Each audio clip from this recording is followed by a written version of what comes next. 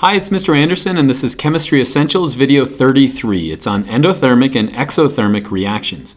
If you understand that therm means heat and exo means to exit or to move out, it's pretty easy to break down these reactions. So an exothermic reaction would be one where heat is being released from the reaction.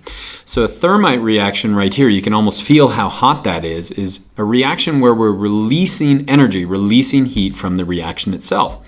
And likewise, if we have an endothermic reaction, that's going to be one where the reaction is taking in heat. And so in a cold pack like this, there's a combination of water and ammonium nitrate. That reaction is consuming heat. It's taking it from the surroundings, and so it's going to feel cold over time.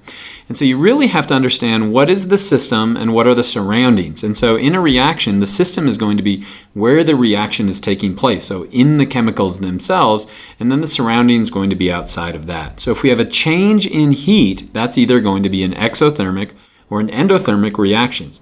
Now in the lab, we can't really see at the level of the atoms, and so we have to view it macroscopically. And we do that by simply measuring the temperature change. And so in an exothermic reaction, we're going to find that heat is being released from that reaction to the surroundings, and in an endothermic, it's actually being absorbed.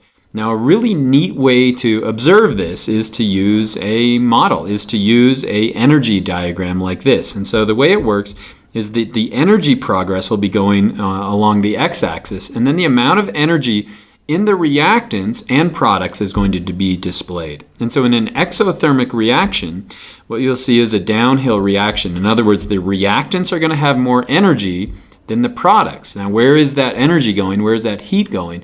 It's going to the surroundings. And likewise, in an endothermic reaction, the reactants are actually going to have less energy than the products. And so they're consuming that energy. And so let me give you an example of that. Here's that exothermic reaction again. We've got a thermite reaction where we're taking iron oxide and aluminum, and we're making iron and aluminum oxide.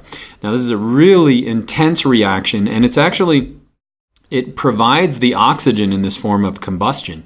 And so this should be able to work even underwater. But if we were to look at the energy diagram of this over time as it progresses, we'd find that these reactants, the iron oxide and the aluminum, have a higher energy. In other words, there's more energy locked in those bonds than we're going to have in the products. And so we can see this as a downhill reaction.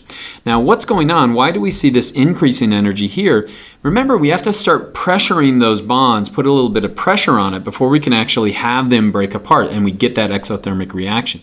And we call that a activation energy. So you're going to put a little bit of energy into the system, but you can see that we're going to net energy coming out of that. And so that's going to be measured in heat coming off that thermite reaction.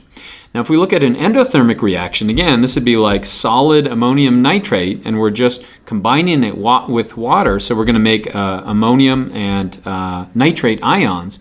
In that case, what we're doing is the reactants are actually going to have a lower amount of energy than the products. And so you can see here's our activation energy, but this is an uphill reaction. In other words, it requires energy, it requires heat. Where is it getting that heat? It's getting it from the surroundings. And so when we're measuring ectothermic or exothermic and endothermic reactions in the lab, we're really stuck with the temperature itself. And so if I wanted to measure a reaction like this, let's say I take a chemical and I mix it with water or mix it with another chemical, I can simply use a thermometer to measure what's going on. And so I see a decrease in that temperature. Okay, so what's happening? It's actually consuming heat from the surroundings. And so this would be an endothermic reaction. And so that's pretty simple. What you should be able to do after you're done is to generate a relevant symbolic and or graphical representation of the changes. Remember, we use an energy diagram to do that. It's all about the heat. And I hope that was helpful.